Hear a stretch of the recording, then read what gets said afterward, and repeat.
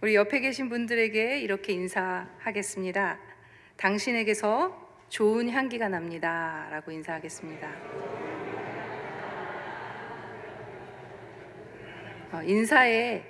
인사를 조금 더 고급지게 한번 해보겠습니다. 당신에게서 그리스도의 향기가 납니다. 이렇게 인사해 보겠습니다.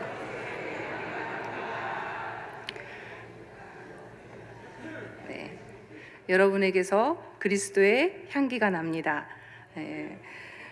여러분은 자신에게서 어떤 냄새가 나는지 실제로 그 향기를 맡아본 적이 있으십니까? 대부분의 사람들은 나에게 어떤 냄새가 나는지 잘 알지 못합니다. 그런데 옆에 계신 분들은 기가 막히게 그 향기를 맡을 수 있는 것이죠. 그래서 우리가 어떤 일을 하고 있느냐는 그 사람의 향기가 되기도 합니다. 그리고 어떤 장소에 오래 머물렀느냐는 그 사람의 또 향기가 되기도 합니다. 사람이 풍기는 냄새는 정말 다양한데요. 그 냄새를 맡으려면 우리가 어떻게 해야 되죠? 호흡을 깊이 들이쉬었다 내쉬었다 할 수 있어야 됩니다. 들숨과 날숨 속에서 냄새는 우리 몸속으로 들어오기도 하고 나가기도 합니다. 그런데 그 향기가 정말 좋은 향기라면 우리 내부에 들어와서 힐링이 되기도 하고 우리의 스트레스를 막아주기도 하고 쉴 수 있게 되기도 하지만 또 악취를 맡게 되면 더 스트레스를 받고 마음이 어려워지고 힘들어질 때도 있는 것입니다. 우리는 냄새를 코로 맡을 수 있습니다. 그런데 우리가 이 냄새를 맡을 때 그 기운도 함께 코로 들이마시게 되죠. 그런데 우리가 사람이나 어떤 분위기에서 느껴지는 특이한 낌새를 표현할 때 이런 말을 하죠. 저 사람 냄새나, 뭔 냄새가 나, 돈 냄새가 나고 있어. 지금 저 사람한테서 이렇게 수상한 냄새가 난다라고 할 때도 이런 표현을 쓰기도 합니다. 그래서 오늘 본문은요, 자세히 읽다 보면 이게 문자로 기록이 되어 있지만 열심히 깊이 읽다 보면은 이 책 속에서 냄새가 나고 있다는 것을 알게 됩니다. 바울은요, 길거리에서 냄새를 맡았습니다. 그래서 그 냄새를 들이마셨고요. 그리고 자기 자신도 냄새를 풍긴다고 말합니다. 그리고 그 냄새가 다름 아닌 그리스도의 향기다라고 말하고 있습니다. 중요한 것은 바울이 이 냄새로 자기 자신의 그 독특함을 말하고 있다고 하는 것이에요. 자신의 정체성에 대해서 의심하는 그 사람들에게 나 이런 사람이야 라고 말하고 있는 것입니다. 그러니 너희들도 그렇게 한번 살아봐라 라고 소리치고 싶은 것입니다. 다시 말해서 바울은 나는 그리스도인으로서 이런 사람이고 듣는 너희들도 한번 그렇게 살아볼 수 있겠니? 라고 우리를 그리스도의 향기가 되라고 권면의 메시지를 보내고 있는 것입니다. 오늘 본문에서 바울은 자신을 소개하려고 우리에게 그리스도의 향기가 되게 하려고 향기와 관련된 세 가지 이미지를 사용하고 있습니다. 첫 번째는요, 당시 그 로마의 거리를 활보하고 있는 개선 장군의 이미지를 사용하고 있는데요. 사실 오늘 본문 말씀을 그냥 읽으면 그 이미지를 충분히 떠올리기가 어렵습니다. 그래서 우리가 원문을 읽어보고 다시 한번 공동 번역으로 읽으시면서 본문의 이미지를 더욱 선명하게 떠올려 보려고 합니다. 우리 14절을 함께 읽도록 하겠습니다. 함께 읽겠습니다. 시작. 항상 우리를 그리스도 안에서 이기게 하시고 우리로 말미암아 각 처에서 그리스도를 아는 냄새를 나타내시는 하나님께 감사하노라. 오늘 본문에서요, 항상 우리를 그리스도 안에서 이기게 하시고라고 말을 하고 있습니다.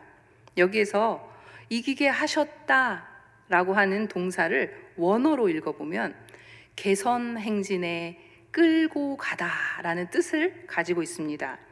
그래서 공동 번역이 이 본문을 더 잘 보여주고 있는데요. 우리 공동 번역을 다시 한번 띄워봐 주실까요? 우리를 그리스도의 개선 행진에 언제나 끼워주시는 하나님께 감사합니다 라고 말하고 있습니다. 여러분, 개선 행진이라는 것이 도대체 무엇을 말하는 것입니까? 전쟁에서 승리한 군대가 로마 거리를 행진하는 것을 말합니다. 이것을 의식처럼 행하는 것인데요. 개선 장군이 좀 말에 타든가 전차에 타요. 그래서 높이 올라가서 정복한 패배한 그 왕과 귀족과 노예들을 데리고 행진을 하는 것입니다. 거기는 전리품도 막 가지고 가고요, 채찍을 든 병사들도 있습니다. 그런데 그 맨 마지막에 향을 피웁니다. 그래서 길에 나온 수많은 사람들이 그 개선 행진을 보게 되면서 냄새를 맡게 되는 것이죠. 향기를 맡게 되는 것입니다. 여러분 생각해 보세요. 그 개선 행진만 있을 때하고 향을 피울 때는 완전히 분위기가 달라집니다. 제가 슈퍼마켓을 가면요, 가끔가다 향에 매료돼서 상품을 구매할 때가 있어요. 별로 살 생각이 없었던 버섯을 막 향기를 내면서 막 굽고 있으면은 그게 18,000원이나 되는 것인데 어느새 그거를 막 포장해가지고 벌써 계산대에서 계산을 하고 있는 것이죠. 나중에 집에 와서 보면 그 가격이 18,000원이나 한다고, 요만큼에? 막 이런 생각을 하게 되는 것이죠. 이렇게 향은요, 사람을 흥분시키고 기분을 업시키고요, 승리의 감정을 더 업그레이드하게 만듭니다. 우리 아무리 밤이라도 꽃향기가 나면 어떻게 되죠? 마음이 갑자기 넓어지죠. 그래서 막 사랑하는 사람들하고 앉기도 하고, 그리고 밤새도록 거리를 활보하기도 하는 것입니다. 그래서 향기는요, 이 개선 행렬에 정말 승리의 감격을 고조시키고 이 개선 행렬을 더 화려하게 느껴지는 역할을 했을 것입니다. 그래서 바울은 이 향기를 맡은 사람들이 생명의 향기로 맡기도 한다, 그리고 죽음의 향기로 맡기도 한다고 말을 하고 있어요. 여러분 생각해 보세요.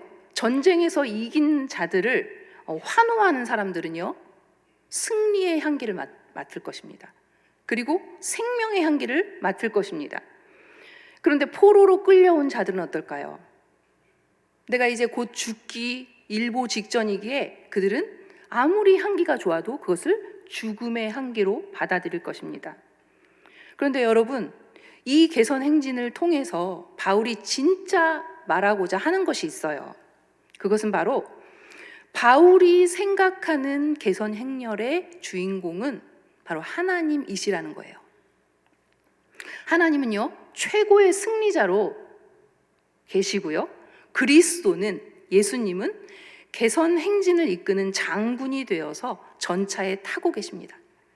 그런데 바울은 그리스도께 사로잡혀서 끌려가는 포로라고 생각하고 있는 것이에요.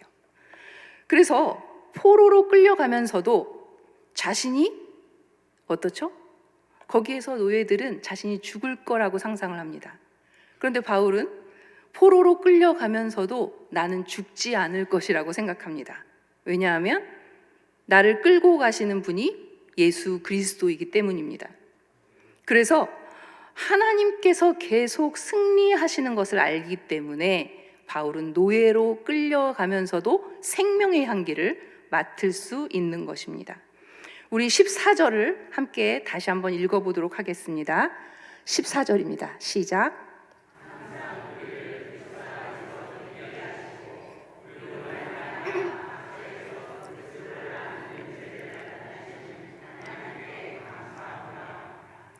우리 본문에 나와 있는 항상 우리를 그리스도 안에서 이기게 하시고라는 말은요, 그래서 이렇게 해석할 수 있습니다.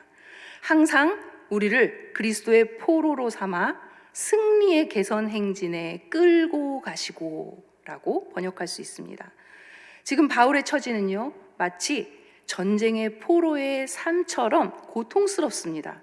그런데 그리스도는 이미 승리하셨고 승리의 개선 장군이 되셔서 앞서가시며 자신을 끌고 가고 계시기에 자신이 항상 이긴다는 것입니다. 바울은 로마의 화려한 의식이었던 개선 행렬을 보면서 자신이 저항할 수 없는 힘으로 그리스도를 따르고 있다는 것을 고백하고 있는 것입니다. 바울은 복음을 전하면서 환난을 많이 당했습니다. 밖으로는 계속 다투면서 싸웠어요. 그리고 안으로는 두려움이 가득했습니다. 그런데 세상에서 실패한 자들처럼, 이제 죽을 자들처럼 죽음의 향기를 맡지 않았습니다. 하나님께서 항상 이기게 하신다는 그 확신으로 생명의 향기를 들이마시고 있는 것입니다. 여러분, 생명의 향기를 이렇게 들이마신 바울은요, 그런 향기를 풍기는 그런 사람이었습니다. 오늘 본문은 그리스도를 아는 지식의 냄새를 풍기는 사람이라고 말하고 있습니다.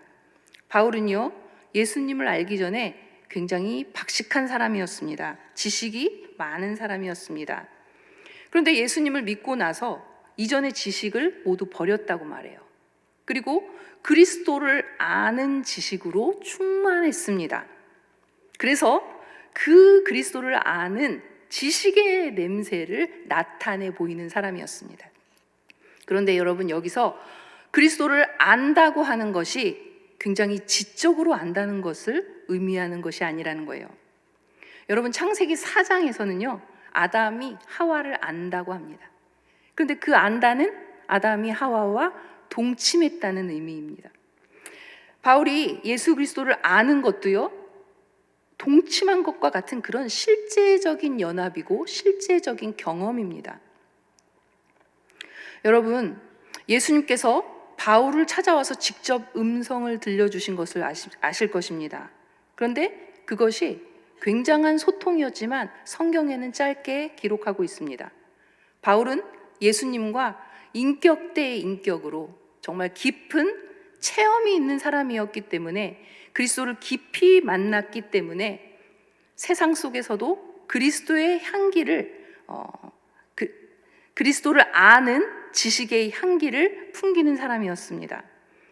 바울은 전도 여행을 다니면서 사방으로 우겨쌈을 당할 때도 쌓이지 않았다고 말합니다.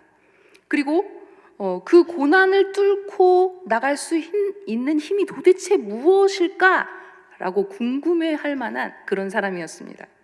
그런데 우리가 여기서 예수님과의 정말 인격적인 깊은 교제의 체험이 있었기 때문이라는 것을 우리는 알게 됩니다. 여러분, 더 중요한 것은요, 바울이 자신이 이런 냄새를 풍기는 것이 다 하나님 덕분이다라고 하나님께 감사를 올려드리고 있습니다. 바울이 가는 곳곳마다 다 어디를 가든지 각처에서 바울이 이렇게 그리스도의 냄새를 풍길 수 있는 것은 다 하나님께서 나에게 그렇게 하게 하시기 때문이다라고 하나님께 감사를 올려드립니다.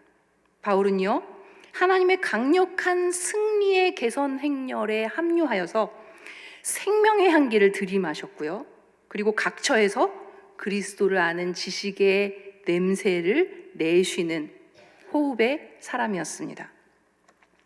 우리 15절을 함께 읽도록 하겠습니다. 15절입니다. 시작. 우리는 구원받는 자들에게나 망하는 자들에게나 하나님 앞에서 그리스도의 향기니. 바울은 복음을 듣고 구원을 받는 자들에게도, 동시에 믿지 않고 멸망을 당하는 자들에게도 동일하게 그리스도의 향기라고 말합니다. 여러분, 이 향기는요, 구약 성경에서 자주 등장하는데요, 제사 언어로 하나님께 바쳐진 제물들의 향기를 말합니다. 우리 출애굽기 29장 18절을 함께 읽도록 하겠습니다. 시작. 그 수장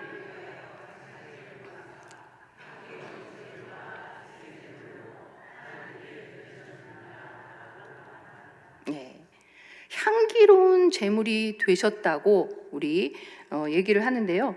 우리 출애굽기 29장 18절은 이런 말이 있어요. 숫, 양 전부를 제단 위에다가 불사르라는 거예요. 이게 번제죠.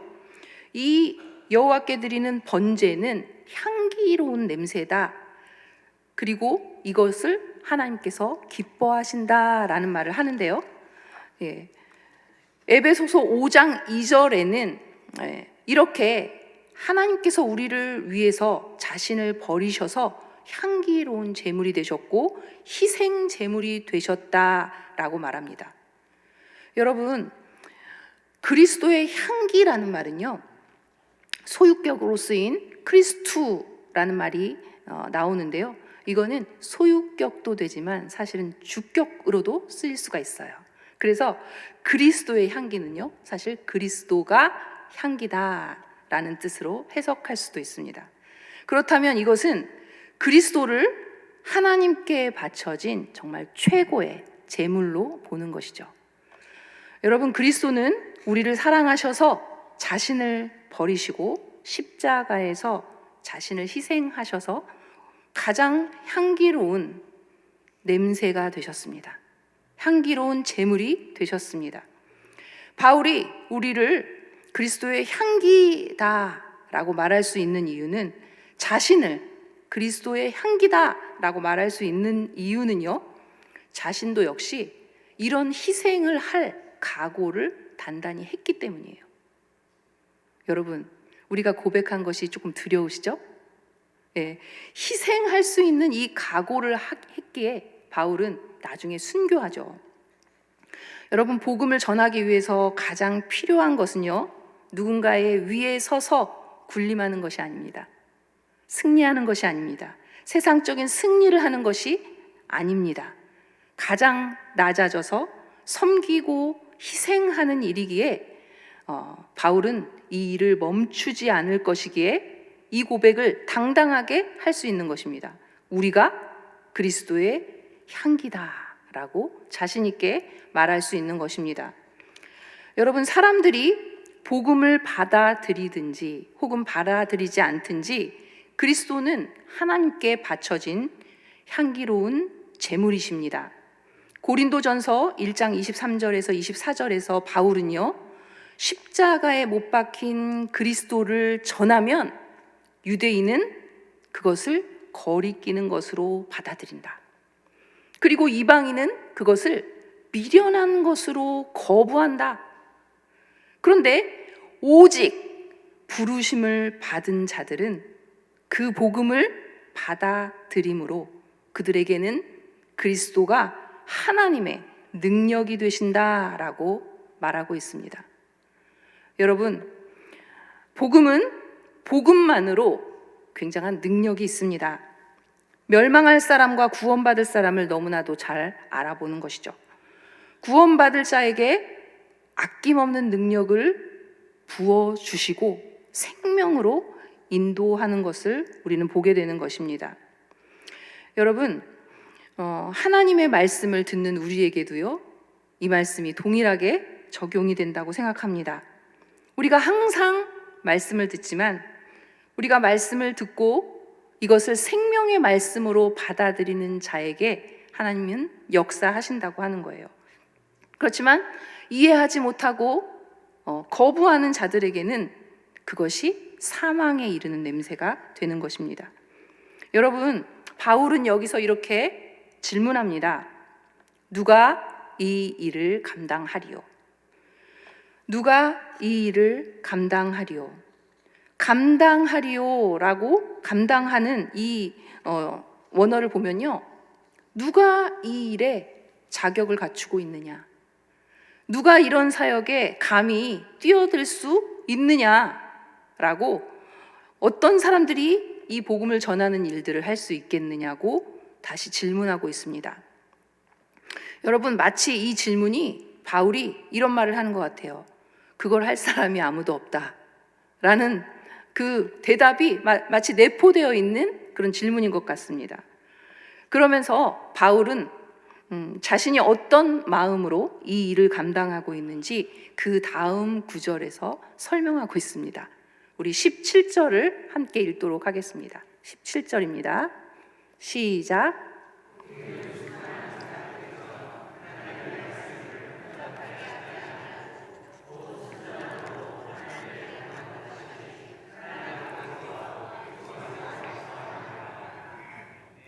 여러분, 혼잡하게 하다라는 말은 원어를 보면요, 불순하다, 순수하지 않다, 그리고 속인다라는 뜻을 가지고 있습니다. 여러분, 말씀을 전하는데 불순물이 섞여 있는 것을 바울은 많이 본 것입니다. 그런데 여러분, 우리도 그렇지 않습니까?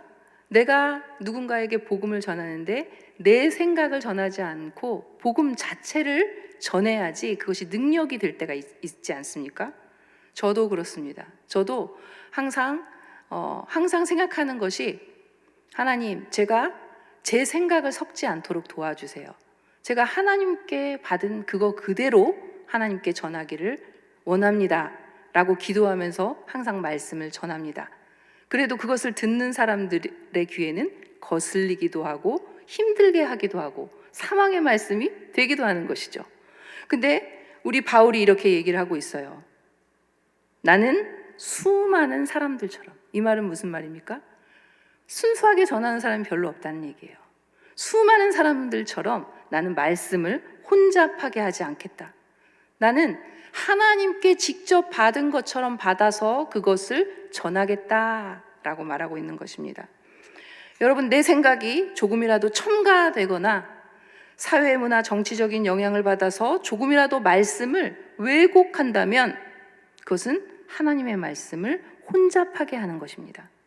바울은 하나님의 말씀을 하나님 앞에서 직접 전해받은 것처럼 순전함으로 받았습니다.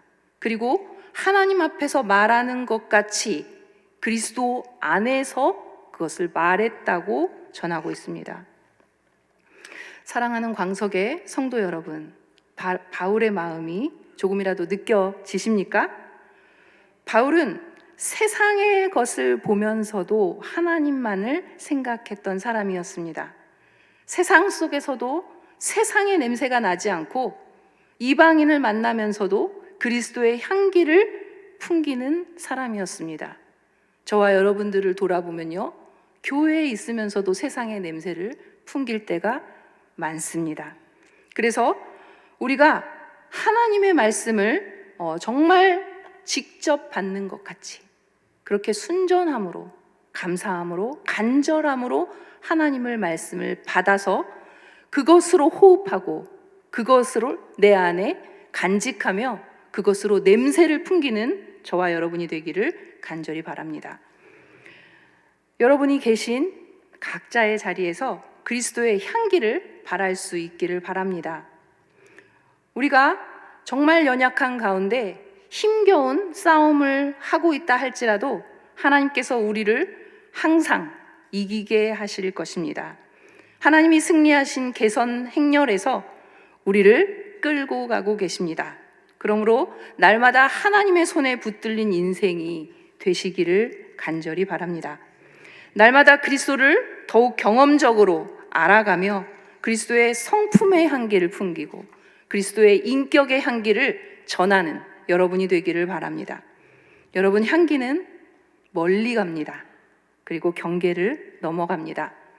향기는 한 번에 많은 사람에게 영향력을 끼칩니다. 그래서 돈 냄새가 나기도 하고 세상의 냄새가 나기도 하고 권력의 냄새가 나기도 하고 성공한 자의 냄새가 나기도 하지만 저와 여러분은 오직 예수 그리스도의 복음의 향기를 널리 퍼뜨릴 수 있기를 바랍니다. 예수 그리스도께서는 하나님의 뜻에 합당하게 행함으로 향기로운 제물이 되셨습니다. 예수 그리스도께서 누가 내 어머니냐, 누가 내 형제냐, 막 이런 말을 한 적이 있으시죠. 복음서에 보면 우리가 설 명절이 되어서 이제 가족들을 만날 텐데요. 예수님께서는 혈통에 얽매이지를 않으셨습니다. 왜냐하면 온 세상 사람이 예수님의 가족이셨기 때문입니다. 여러분 한 분 한 분들이 다 예수님의 가족이십니다. 우리 교회 한 분 한 분들은 다 예수님의 가족이십니다. 그래서 더 많은 사람들을 품고 향기를 퍼뜨리며 더 많은 사람들을 초대해야 하는 사람들입니다. 온 세상에 복음의 향기를 전하시는 그리스도의 사랑을 힘입어서 여러분들이 시대를 초월하고 공간을 초월해서 예수님의 사랑을 전할 수 있기를 간절히 바랍니다. 우리도 예수님처럼 경계를 넘어 복음의 향기를 전할 수 있기를 바랍니다. 예수님께서 희생 제물이 되시고 섬기기 위해 이 땅 위에 오신 것처럼 섬김과 희생적인 사랑만이 향기가 됩니다. 그리고 사람에게 전해집니다. 순전한 말씀으로 무장하셔서 삶의 자리에서 그리스도의 인격과 사랑의 섬김으로 진한 향기를 전하는 저와 여러분이 되기를 간절히 축원합니다.